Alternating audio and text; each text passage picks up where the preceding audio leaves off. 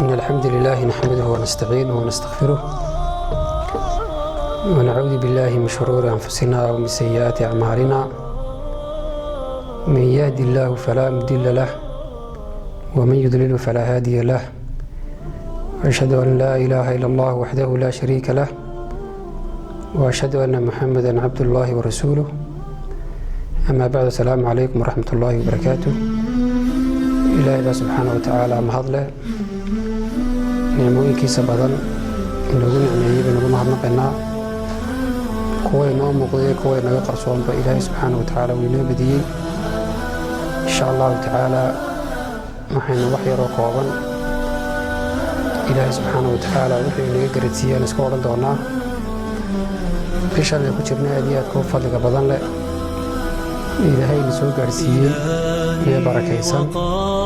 ilaahay subxaana watacaala qur-aanka uu soo dejiyey sharafta leh ee dastuurkeenna aynu jecellahay aynu akhrino.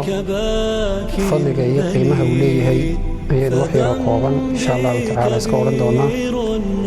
ilaahay subxaana watacaala bishan barakaysan wuxuu ku gaar yeelay in ilaahay subxaana watacaala soo dejiyey qur-aanka kariimka ah. ilaahayna qur-aankiisa uu ku yidhi shahru ramadaan aladii unzila fiihi alqur'aan. bishan waata ilaahay subxaana watacaala qur-aanka uu soo dejiyey nebigeenu calayhi salaatu wasalaam.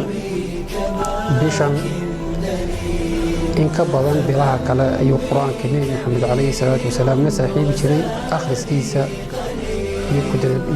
iyo markaa inuu aad iyo aad ugu fiirsaday nebi maxamed sala allahu calayhi wasalam qur-aanka uu akhriyayo. isagoo qur-aanka nebi maxamed calayhi salaatu wasalaam mar walba ku cibaadaysan jiray. innaguna aanu kaga dayanayno rasuulkeenu calayhi salaatu wasalaam qur-aanka akhriskiisa waa inagu dhiirigeliyey.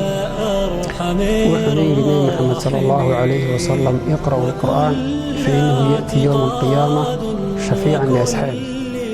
qur-aanka akhriya buu nebi maxamed yidhi sala allahu calayhi wasalam. maalinta qiyaamaha ayuu imanayaa isagoo u shafaaco qaadaya ciddii akhriyaysay ayuu nebi maxamed yidhi sala allahu calayhi wasalam. ilaahay baynu ka rajaynaynaa subxaana watacaala inuu qur-aanku kuwa u shafaaco qaado ilaah uu inaga dhigo dhammaanteen. ilaahayna subxaana watacaala dadka qur-aanka akhriya ee ilaahay subxaana watacaala salaadiisa u oga ee wixii ilaahay subxaana watacaala uu ku arsaaqay wax ka mida ka bixiya. dadkaasi buu ilaahay yidhi subxaana watacaala waxay ku jiraan ganacsi aan khasaaro lahayn buu ilaahay yidhi subxaana watacaala. ina aladiina yatluuna kitaaba allahi wa aqaamu salaa wa anfaquu mima rasaqnaahum siran wacalaaniya yarjuuna tijaaratan lan tabuur buu ilaahay yidhi subxaana watacaala. dadkaasi waxay ku jiraan ganacsi aan khasaaro lahayn buu ilaahay yidhi subxaana watacaala. marka akhriska qur-aanka oo la akhriyaa fadliga weyn iyo ilaahay subxaana watacaala u yeelay nebi maxamed sala allahu calayhi wasalam fadli aad iyo aad weyn buu u yeelay. xadiiska aynu wada garanayno macruufka ah ee ibnu mascuud nebiga ka wariyey sala allahu calayhi wasalam. rasuulku waxa uu yihi man qara'a xarfan min kitaabi illaah falahu bihi xasana walxasanatu bicashri amhaaliha.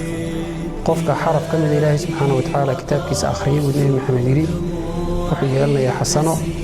xasanadaasina waa tobanlaab buu nebigu yidhi sala allahu calayhi wasalam. odhanaya buu nebigu yidhi calayhi salaatu wasalaam alif laam miim baa xarafa, laakiin alifkuna waa xaraf, laamkuna waa xaraf, miimkuna waa xaraf. halka qofka intaa yidhaahda alif laam miim wuxuu helayaa 30 darajo oo qur-aanka kariimka ka mid ah ood akhridaa.